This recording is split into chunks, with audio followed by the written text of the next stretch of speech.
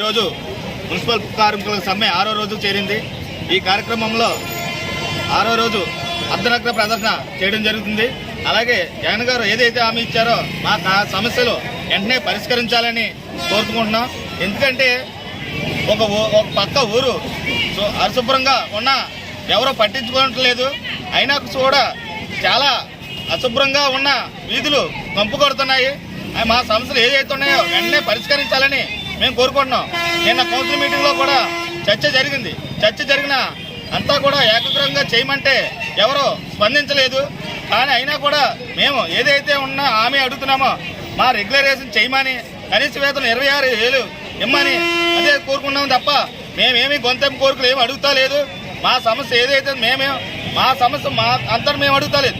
జగన్ గారు ఏదైతే ఆయనే అన్నాడు, ఆయన నోటితో అన్నాడు, ఆయన నోటితో అన్న మాటే మేము అడుగుతున్నాం తప్ప మా సొంతంగా మేము పురమాయించుకునేది కాదు.